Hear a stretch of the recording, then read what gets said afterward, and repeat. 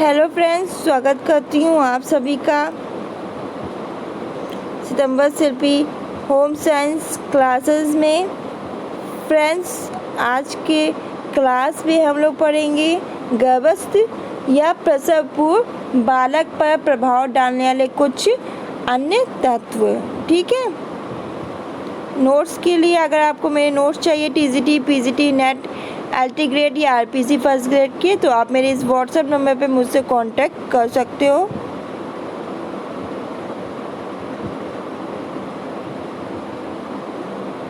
ये आपका time table, live class का टाइम टेबल है।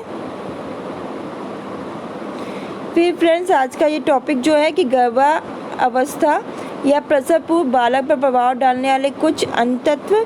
तो देख लेते हैं क्या है। माता के चरित्र व स्वभाव आदि का प्रभाव गर्भस्थ बालक पर पड़ सकता है।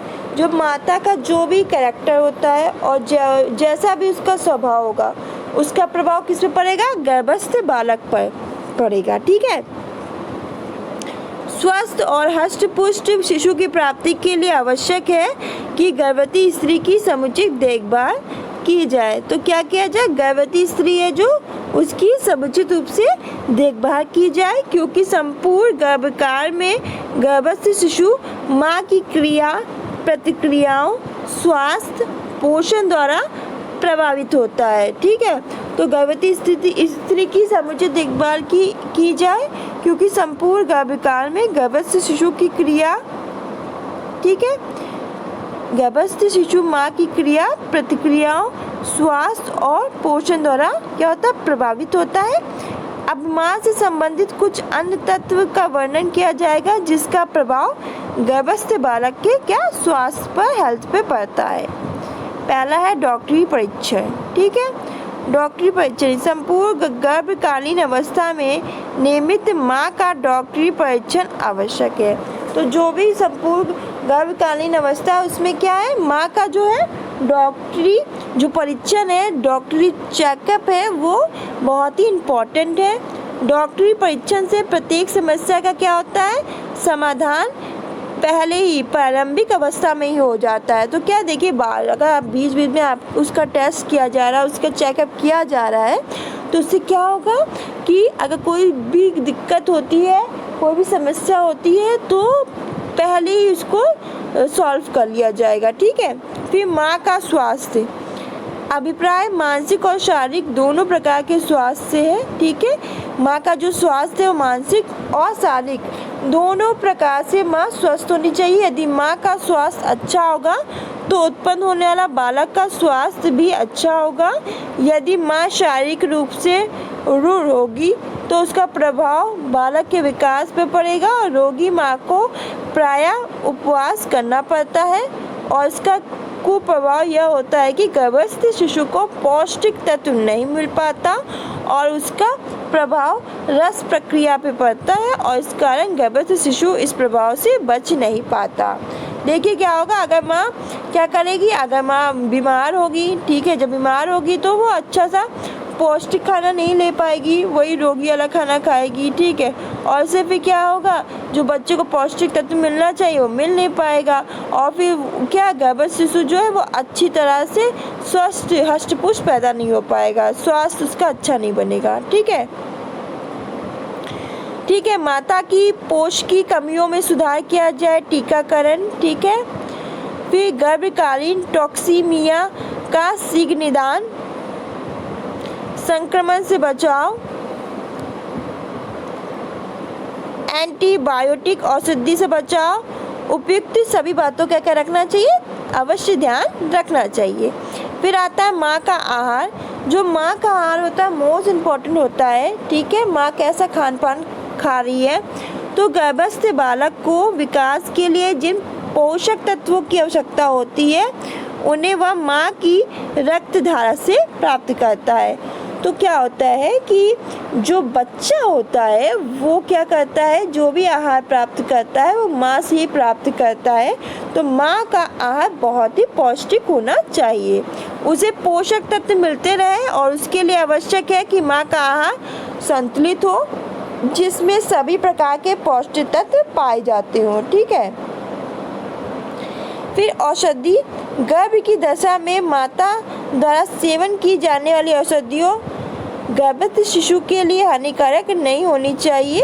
ठीक है, यह आवश्यक है कि डॉक्टर के निरीक्षण में ही माँ द्वारा कोई भी दवा ली जाए। तो देखिए क्या, वैसे तो आप कभी दवा खा सकती हैं, डिस्प्रिन वगैरह कुछ भी खा सकती हैं, पर अगर प्रेग्नेंट है तो उस समय डॉक्टर से पूछ के ही आप कोई दवा का सेवन करें, बिना पूछे दवा का सेवन नहीं करना चाहिए। फिर मादक द्रव्य और तंबाकू। मादक द्रव्य और तंबाकू शिशु स्वास्थ्य को प्रभावित करता है। यदि गर्भवती स्त्री गर्भकालीन अवस्था में तंबाकू या मादक पदार्थों का सेवन करती है तो उसका दुष्प्रभाव शिशु के हृदय और स्नायु संस्थान पर पड़ता है। गर्भस्थ शिशु के हृदय की धड़कन बढ़ जाती है और तंबाकू में भी विषैला पदार्थ क्या निकोटीन होता है, जो शिशु के समान रक्तचाप को और हृदय की धड़कन को प्रभावित करता है। फिर रेस्टॉक 1979 ने पाया कि जिन बच्चों के माता व पिता शराब का सेवन करते हैं उनके बच्चों को ना तो अच्छी नींद आती है और ना ही ठीक से भूख लगती है, उनका वजन भी समान से कम होता है। माता यानी पिता के शराबी होने का दुष्प्रभाव भी शिशु पर पड़ता है। शराब पीने के कारण शराबी पिता के शुक्राणु इतने अधिक कमजोर होते हैं कि वे गर्भाधान के समय ही वंशानुक्रमण प्रक्रिया द्वारा बच्चे में शारीरिक और मानसिक दुर्बलता स्थानांतरित कर देते हैं। फिर माँ का संवेगात्मक अनुभूति। माँ की गर्भकालीन संवेगात्मक अनुभूति गर्भस्थ शिशु को क्या करती है, प्रभावित करती है। वैज्ञानिकों के मतानुसार गर्भवती माता की कष्टदायक संवेगात्मक अनुभूति बच्चों के जन्म के बाद अस्थिरता, अतिसक्रियता, बेचैनी के लक्षण उत्पन्न करती है।